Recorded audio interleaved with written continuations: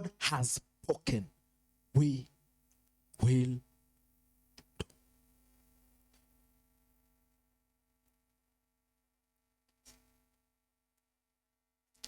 Works. Was that the best answer at that moment?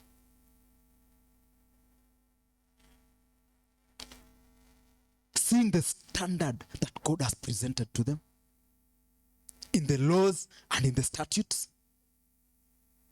considering the corruption of the flesh, was that the best answer? Considering that they are living in the disobedience of Adam at that moment, Bwana asifiwe, that in them there is no strength to live, praise the wonderful name, was that the best answer? Because what was the law supposed to teach them? Remember, what is the law? A teacher. Bwana asifiwe. What is the law? According to Galatians, what was the law? A schoolmaster. And when the law was presented to them, what was the knowledge they were supposed to come to?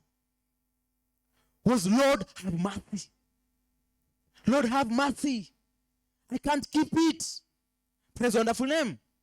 Bwana asifiwe. Bwana asifiwe. Bwana asifiwe.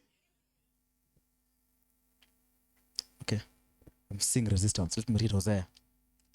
Hosea 6. Read with me Hosea 6.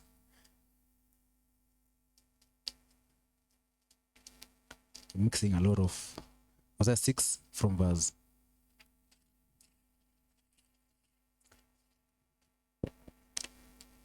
This is Israel divorced. Bwana asifiwe. This is Israel divorced.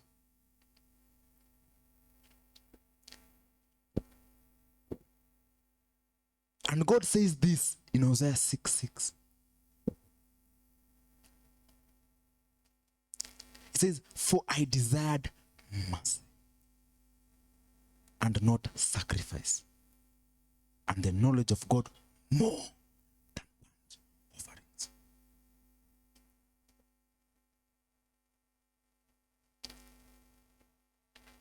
What is God saying? For I desired mercy. I was willing. When that law was presented to them, they should have recognized their inability to meet that standard of God. And say, oh God, be merciful to us. We've seen through the nature and the fallen nature of man, we can't keep it. That is why we have an old covenant. Because the old covenant could not stand. That's why it brought a need for the new covenant. Because they had no power, they had no strength to keep the old covenant. Praise the wonderful name. And in this moment, when they are entering into the old covenant, where they desire to please God with works, they told God, we shall do it. The law that you are giving to us, the standards that you are giving unto us, we shall do it. Praise the wonderful name. But God could come and say, no, you are not going to keep it. I desired mercy. I desire to come and say, oh God, I am vulnerable. Oh God, I am weak. Praise the wonderful name. And they locked the mercies of God in their lives. Because they told God, I am able. I can do it. They were self-righteous at that moment. Do not commit murder. I won't commit murder. Will you commit adultery? I won't commit adultery. Praise the wonderful name. All these statutes, are you going to do them? Yes, we will do. But did they attain the righteousness? Bwana asifiwe. Then it goes to show you in hindsight that was not a good choice. And it goes to tell you anywhere where man has put his works before God, it never worked. Praise the wonderful name. It failed all along. Because the question I want to ask you, did God intend that they should go from one chastisement after another? Was God's desire that our two waanzie from Judges all the way to 2 Kings 24, they are scattered? Was that God's desire? That God could come in Leviticus 26 and tell them there is life in obedience and there is death in curses. Was that God's desire? Praise the wonderful name. Bwana asifiwe. Because in Leviticus 26 says, if you obey my statutes, this curse will not come. But this is, now listen, the fact that they said in Exodus 19:5, we shall do it, it attracted curses. Bwana asifiwe. Bwana asifiwe. Wakati walisema tutafanya hayo maneno, Mungu akasema sawa, mtafanya. If you do them, mtapata mvua. If you do them, your enemies will run before you. Praise the wonderful name.